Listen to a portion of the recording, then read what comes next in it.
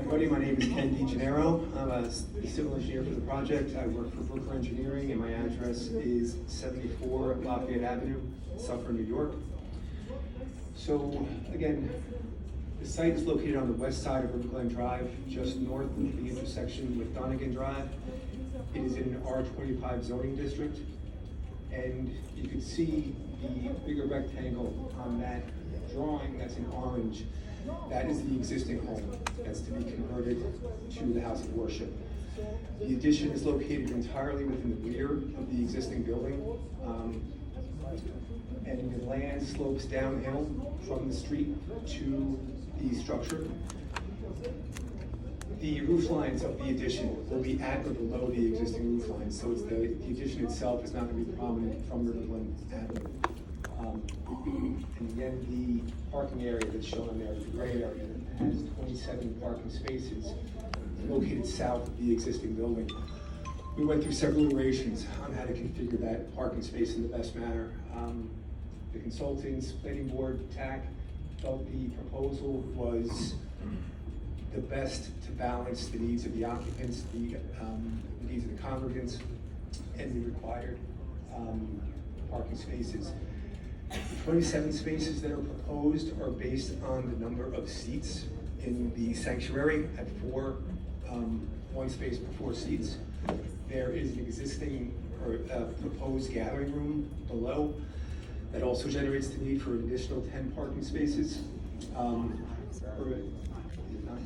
9 spaces. But the way the house of worship is run, those 2 spaces would not be used concurrently. That's just a matter of the way the zoning code is written. The occupants who are worshiping would go to the gathering room after the worship session. In terms of the variances that are required, so there's different bulk requirements for a house of worship as compared to a single-family residential in the R25 zoning district. Most of those variances are the result of the different bulk. They include lot width. The required lot width is 200 feet. The proposed, which is existing, is 183.9 feet. Street frontage, the requirement is 200 feet. The proposed is 177.5 feet. The front yard setback, the requirement is 60 feet. The proposed is 37.4 feet. The side yard setback, the requirement is 35. The proposed is 16.7. So with those first 4 variances, those are all existing conditions that are a function of the new bulk requirements for house of worship. The floor area ratio, maximum allowed is 0.1, and we are requesting 0.188. And again, that's a function of the size of the sanctuary, given the number of seats that are proposed. A lot of the existing space that is to remain, it was easier to keep it rather than to remove it, drives up that floor area ratio variance request, but it's in essence dictated by the size that's required for the house of worship for the number of congregants. There is an additional request for parking in the front yard. And again, we did provide a plan earlier in the during the TAC review period where we did not need that variance, but the preference of the planning board consultants was to move the parking closer to the street and away from the conservation easement in the rear. The thinking behind that is it could be mostly screened with vegetation and fences, so it would not be that prominent. And the last variance is the parking. So we are proposing 27 spaces and 36 are required based on the code requirements for gathering room and number of seats. So if there's any questions about the site plan elements, I'd be happy to answer.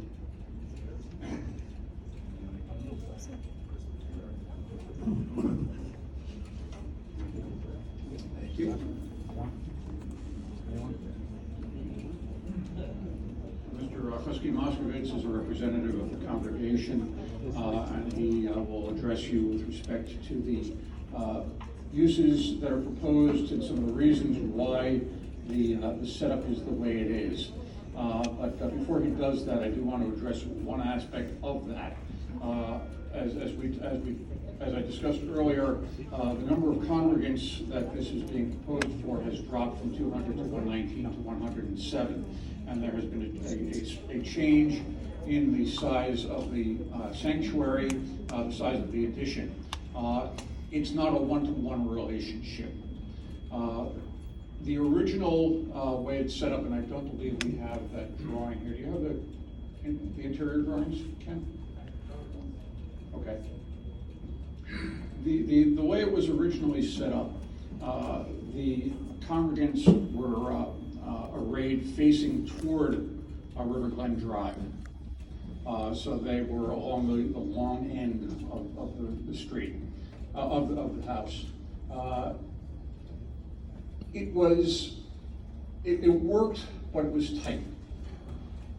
They were able to get folks in, but it was a tight thing. Once they had agreed to reduce the number of congregants in there, they were able to come up with frankly, a more comfortable and a more theologically correct, arrangement. Like many religions, Orthodox Jews prefer, and where possible will face toward Jerusalem while they are praying. There are two ways to figure out how you're facing Jerusalem when you're this far away. One is kind of, if you think about a globe, one is kind of direct. If you trace your finger along and you would go. The other is more akin to the great circle route that the airplanes use when they fly, sort of over the pole. Either one will work. They consulted with the rabbis and they were told that in this particular case they were much better off if they were facing more northerly, more towards that great circle route. That also had a number of other advantages. First of all, it provided more room for the congregants, and as you'll hear, congregants do not sit in pews like they do in many other churches and even other synagogues. They sit at tables and chairs. There is a separation at worship services between men and women, and in this particular case, the women will be sitting in a balcony above, which is actually within the existing house. In the old arrangement, the original arrangement, the women would be looking at the back of the officiant. In this arrangement, they are looking more forward towards the officiant. It's a much more comfortable way of doing it, and a more meaningful way of doing it. You also had in the old arrangement a situation where the entry doors from the into the sanctuary would be behind the officiant. So if somebody needed to enter or leave, they might be entering or leaving behind the officiant and causing disruption during that time. And so that's why the internal arrangement changed, and that's why also there's not this one-to-one correspondence between the original size of the addition and the size that we're proposing now, even though there is a significant reduction in the number of congregants. So with that, Mr. Moskowitz, if you could come up here and introduce yourself and also discuss how things will work. Hello, Yechezkel Moskowitz. First name Yechezkel, last name Moscovitz, 19 Van Wert Drive, Garnerville. I imagine most of the board is likely unfamiliar with how Orthodox Jewish congregations work, so I'd just like to give you a brief description of how the sanctuary is used and the nature of the services. As Mr. Emanuel mentioned, perhaps unlike many other houses of worship, congregations such as ours typically will not sit in pews. We'll sit with chairs and tables, rows of chairs in front of rows of tables. Typically comfortable chairs because the services can often be quite lengthy. The tables are used to hold books that are used during the service. I just brought as an example, we have the Siddur, which is a prayer book, and the Chumash, the Bible, and this is used to follow along with the Torah reading, which is an essential part of every service. So basically at every service, every congregant has a minimum of 2 books. As you can imagine, sitting in a pew without tables, it can get quite uncomfortable, so that's typically why the setup is the way it is. Additionally, in addition to regular prayer, an integral part of our faith is Torah study, and particularly Talmud study. Talmud is Jewish law, and this is the value of Talmud. As you can see, it's rather large. And people will typically study in pairs. It doesn't have to be in pairs, but that's often how it's done. And they'll sit across from each other, as you'd see in two people studying in a study hall or something like that. So they'll be sitting at the table with two volumes like this. So you typically need space. So that's why we use tables and chairs, and we need some space to spread out. The front of the room has the ark, which contains the Torah scrolls. Those are the scrolls of the Bible, handwritten scrolls, which are at the front of every synagogue. And the middle of the room will have the bima. The bima is the altar which the Torah rests on while it's being read from. And between the bima and the ark in the front, there'll be a lectern where the prayer leader will stand. There's always two ways to do something. You can do something in a bare bones fashion, just to scrape by, which can be done if you need to do something temporarily, and you can do something in an ideal way, respectable way, comfortable way to do it. Ideally, instead of having you could get away with a little small box in the front, a small table, and crammed space. It's not the ideal way, it's not the respectful way, it's not comfortable, frankly. So ideally, and as you see in most synagogues, you'll see the ark will be an elaborate construction in the front, often with a platform that the rabbi will stand from while he's giving a sermon, or where people will stand during the ceremony of taking the Torah scrolls out of the ark. The bima, where the Torah rests in the middle of the room, also will typically have a platform because there could be multiple people standing around the Torah during the services. During the middle of the service, there's the ceremony of taking the Torah scrolls out of the ark, and you'll typically have a few people, and the rabbi or the cantor will bring the Torah scroll through the synagogue towards the bima. Congregants will come forward, kiss the Torah, follow along as it's brought to the bima. You obviously need aisles, you need space for that to work. As I mentioned, since Torah study is an integral part of our faith, the Torah, the Talmud, and multiple commentaries, the typical congregation will have many volumes to study from, including ours. Our congregation itself has about a couple of thousand volumes, and we need bookcases to hold all of that. We need easy access to be able to get to those volumes during study, so we have aisles. That's the basic idea of how we use the space and why we need the space the way it is. Just one note regarding the gathering room downstairs. Often after a service, the congregation will gather for a snack or a light meal, that's known as the Kiddush, and that will be done in the social hall downstairs. People will sit around banquet tables, and that's where people will socialize, so you don't socialize during the service. And the people that are there, I think as has been mentioned, are only the people that were there during the service. You're not going to have outside people coming in. It's the people who worship there during the service will come down afterwards for that Kiddush. I hope that's given you a basic idea of how the space is used. I just want to add a couple of general points. The location that we're proposing to build a synagogue, as I think we've mentioned, has not been arbitrarily selected. It was selected because it just made the most sense for our needs. First and foremost, it was the only space within a reasonable walking distance which had an acre. The acre is required as per the code, and obviously we wanted to request as few variances as necessary. And there are virtually no other properties within a reasonable walking distance which had an acre.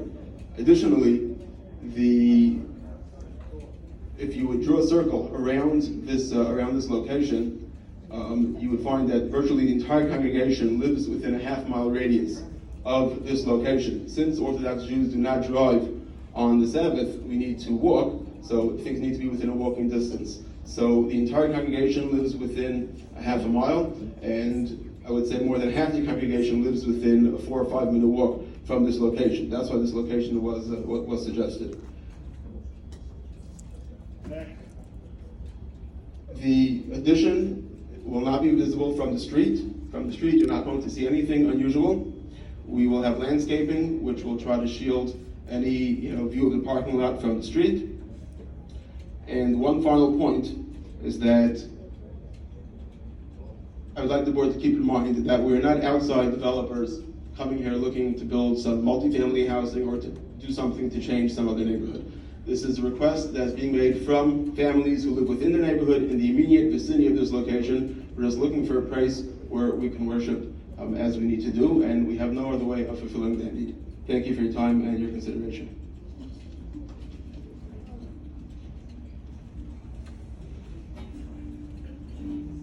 Just a couple of final notes, Mr. Chairman, and then obviously if the board has questions, we'll try to answer them. You of course have, as part of the initial application, a narrative summary that my office prepared that goes through the 5 parts of the balancing test that you're very familiar with. And unless you have questions with respect to that, I'm not going to go through those aspects tonight. You have them already. In addition, the presentation that you heard tonight is basically an abbreviated version of a presentation that was made to the planning board back at its May meeting. We provided you with a transcript of that presentation by cover dated July 1, which you should have received on or about that date, and hopefully you've had an opportunity to take a look at it. The last thing that I want to remind you of, and I'm sure that the attorney has advised you of that, and will certainly take into consideration, and that is that there are federal and state laws that are in effect here that are over and above the normal that you have to deal with. I know that the board is probably familiar with those laws. I'm sure that Ms. Adana has advised you with respect to that.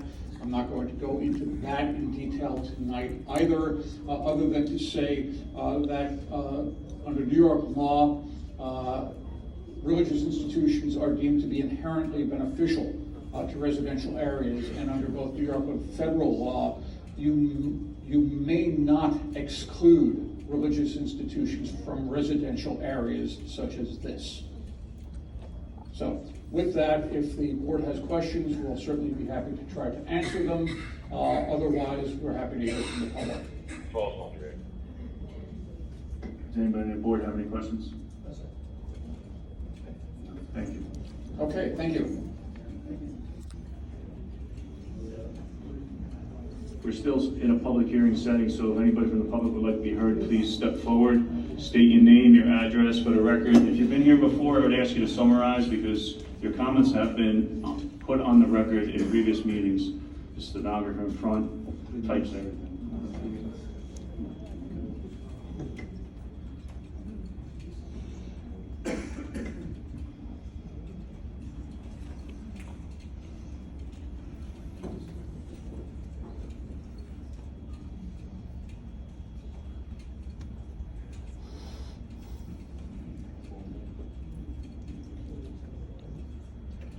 Okay, my name is Ilan Shuline. I am here not to address the issue here. I'm here to address the condition, what's going on here. I believe what you're doing is illegal. I don't believe that you're doing, you are not transparent at all, and I'm surprised that you, an attorney, an officer of the law, that you just keep going like this, okay? It's unconscionable that you have people standing outside and you cannot hear anything here. By right, and you see from meeting to meeting, there are more and more people coming here. If this was not large enough to accommodate everything, you shouldn't conduct this meeting at all, okay? As at the minimum, you should have a speaker out there, okay? I'm asking this meeting right now canceled, okay? And reschedule this meeting here. You cannot have it, you cannot have the cake and eat it too. Yes, You know, I agree. this is wrong, what you're doing here. I'm surprised that you're an attorney. You know, aren't you supposed to be transparent? Aren't you supposed to make sure that everybody has the same right? Or only some people here? And I'm not talking about the issue here, okay? You cannot have a situation, open meeting, everybody is at normal, that have the people standing outside and cannot hear what's going on here, okay? This is outrageous. I agree. Shame on you. Yes. Especially you, attorney. Yes, I agree, Okay, yes. this meeting should be canceled right now and reschedule it, okay? To be fair to everybody else. And we couldn't hear some of the other presentations that the other attorney and other people were giving here, okay? Yes. I mean, aren't you supposed to be open to the whole people of Haverstraw, not only to some selected one? Yes, I agree. Look at yourself. What kind of representation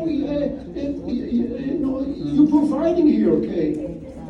I mean, you should know, because you could see from time to time there are more and more people coming here, okay? You should make sure there's enough people to accommodate everybody. And if there is no room to stand here, and I'm 100% for code violations, fire is very important. We don't want any problems there, okay? But it doesn't give you the right to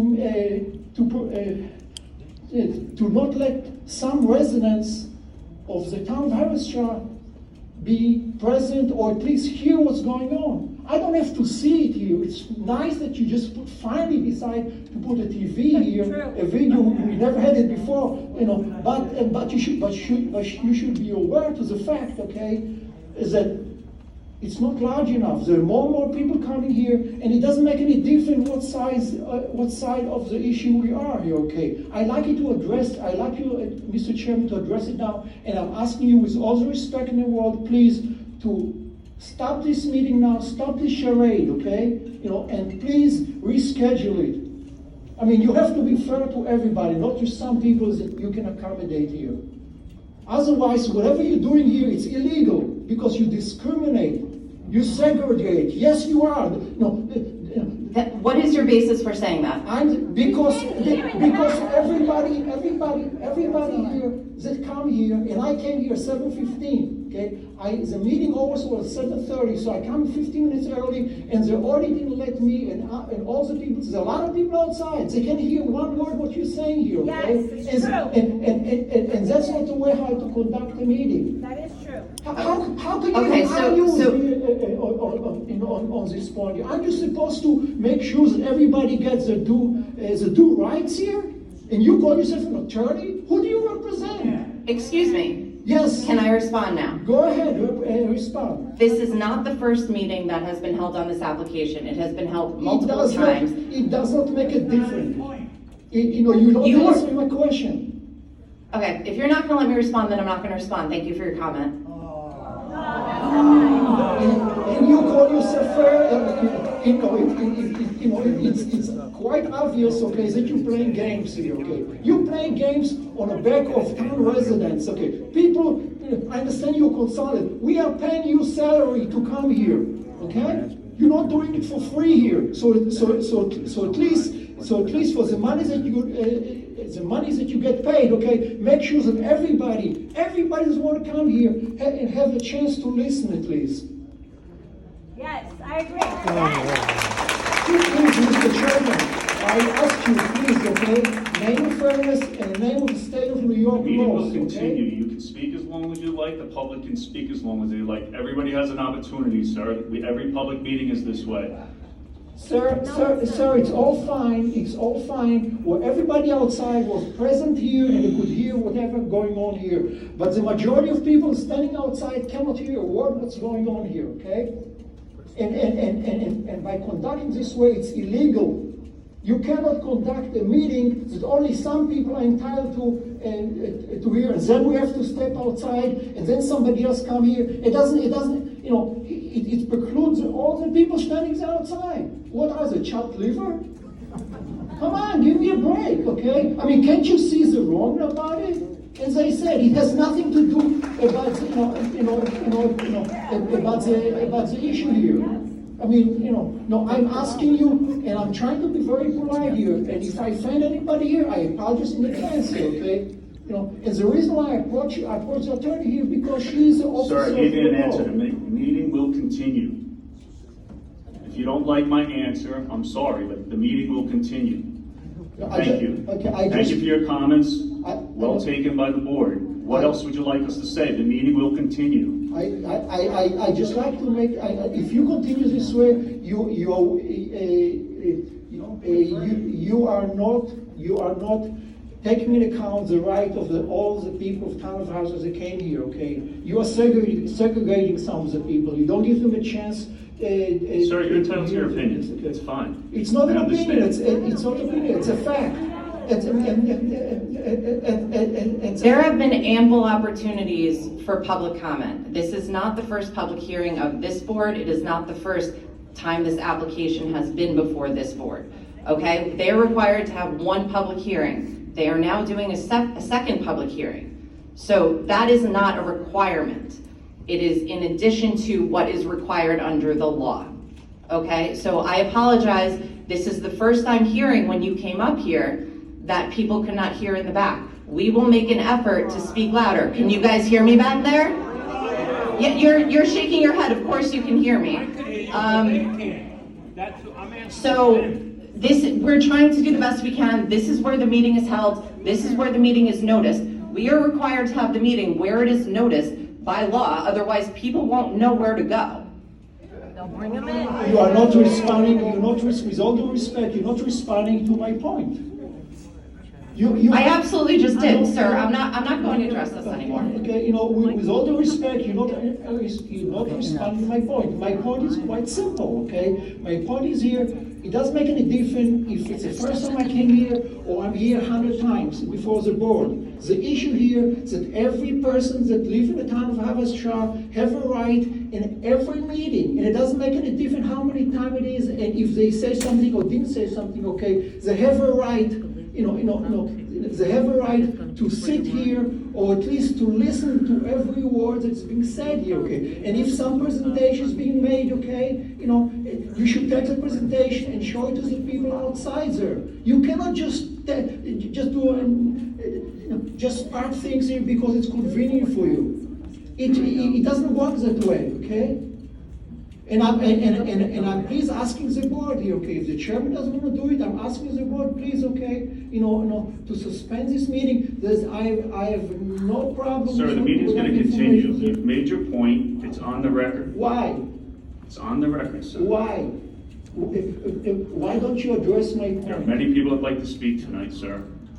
But you didn't address my point.